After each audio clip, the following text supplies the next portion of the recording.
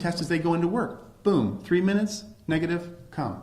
And we do that until we find out who has active disease, who's not. And we don't have to do everyone, but a majority of players.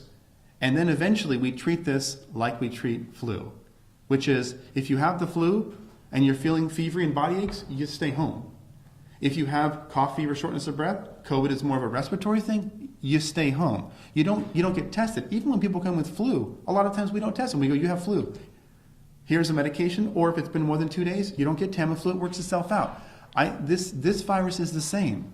You have COVID, go home, let it resolve, and come back.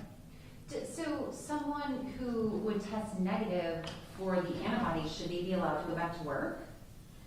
They should, because they may be negative for the antibody for years. They may never get flu. We have people in their 50s who have never had flu. So you're just saying anybody who doesn't have an active coronavirus infection should be allowed to go back to Absolutely. work, whether they have the antibodies for it or not? Right. Okay. But you're saying that once we have the testing in place, is that correct? Well, if you have no symptoms, you should be able to return to work.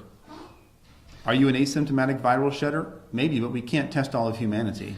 I think one thing I also wanted to add is we're going to miss cases.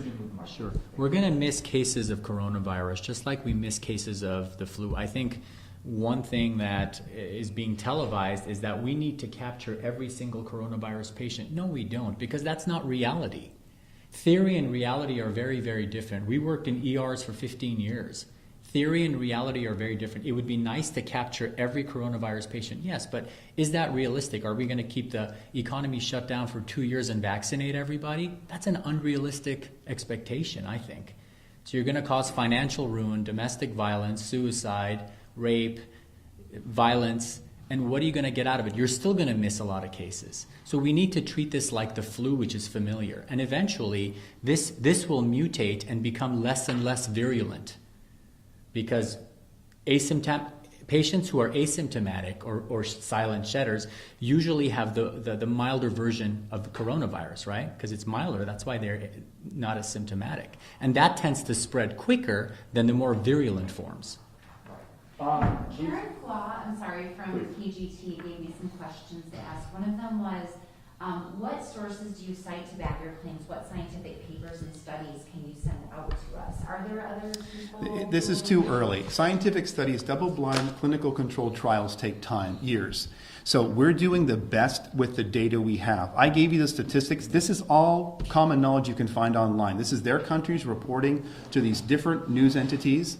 This is all common knowledge. This is not based on double-blind clinical controlled trials. Again, we've been studying microbiology for 20 years. This is our life goal. In our 20s and 30s, 40s, this is what we do. We throw this information against the backdrop of knowledge. We both have degrees in this and say, is this legitimate? I don't need a double-blind clinically controlled trial to tell me if sheltering in place is appropriate. That is a college-level understanding of microbiology. That's next year. Next year, 2 years down the line. A lot of times in medicine, you have to make educated decisions with the data that you have. I can sit up, in the 47th floor in the penthouse and say, we should do this, this, and this, but I haven't seen a patient for 20 years. That's not realistic.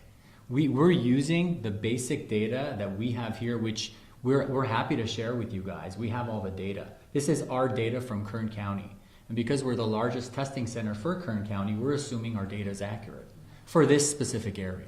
How many tests have you guys done, and how many of your tests have come up positive? 5,000. We've done 5,236. 5,213. I'm sorry. That's okay. 5,213, and we have 340 positive. 340 positives. 6.5% is our number. Is it coming to the point where it's getting unhealthy to stay inside and doing all these shelter-in-place orders? I think so. I mean, sorry to cut you off. Your vitamin D levels go down. You're not outside. You're not, your mood goes down. When your mood goes down, you're more likely to get sick. You get depression. Going outside is healthy. I mean, why can't you go to the park and walk around, but you can go to Home Depot and nobody's wearing a mask? It doesn't make sense. The inconsistencies and the incongruencies make no sense. That's the bottom So line. when Governor Newsom says restaurants after the stay-at-home order, you might see waiters and waitresses wearing gloves and masks and giving you disposable menus. You guys disagree with that? No, it's not.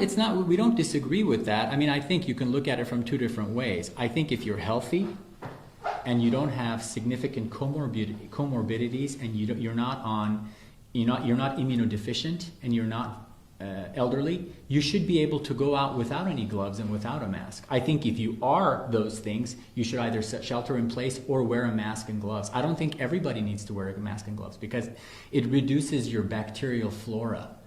It doesn't allow you to interact with society, and your bacteria flora and your viruses, your friends that protect you from other diseases, end up going away, and now you're more likely to get opportunistic infections that are hoping you don't have your good bugs fighting for you, if that makes sense.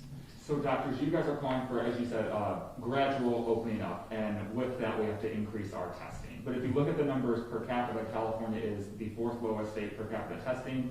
The U.S. is below almost every Western European nation per capita testing, minus I think the UK and France. And Germany. Places like, no, we're lower than everybody minus the UK and France per capita.